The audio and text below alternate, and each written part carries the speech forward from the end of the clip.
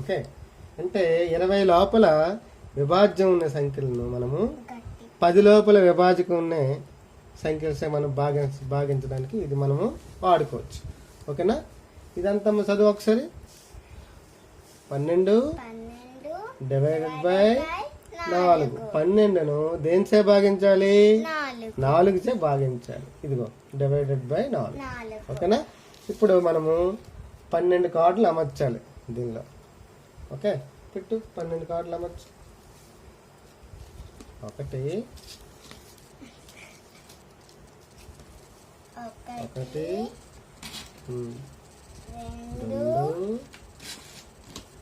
3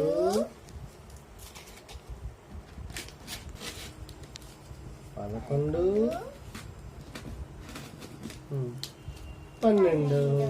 okay, 12 దేనిచే భాగించాలి? 4చే భాగించాలి. కావున 4 చెప్పున్న తీసి మనము దీనిలో అమర్చాలి. ఓకే, తీయమ్మ 4 చెప్పున్న. 1 2 3 4.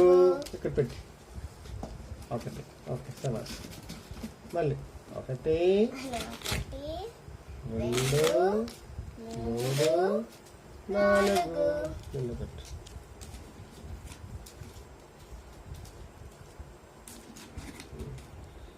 1 2 3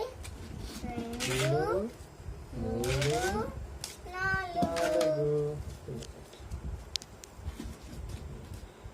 భాగఫలం ఎంత వచ్చింది?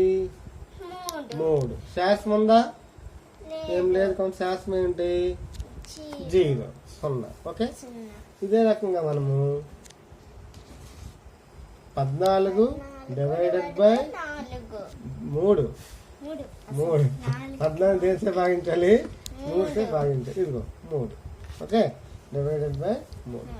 ఇప్పుడు మనము 14 కార్డులు అమర్చాలి. పెట్టి 14 వరకు అమర్చు. 1 2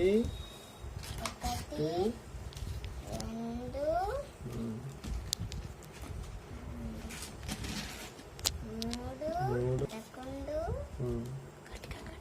12 13 14. ఓకే, అనిపిస్తుంది కదా? ఇప్పుడు మనము దేనిచే భాగించాలి? 14కి 3చే. కావున 3 చెప్పున్న కార్డులు తీయాలి. 1 2 3. ఓకే, పెట్టాను. అదే రకంగా చేయాలి అన్ని కూడా 3 చెప్పున్న. 1 2 3.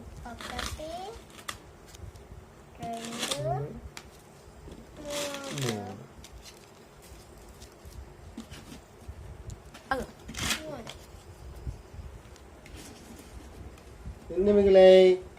2 మిగిలాయి కదా? అంటే శాసనం ఎంత? 2.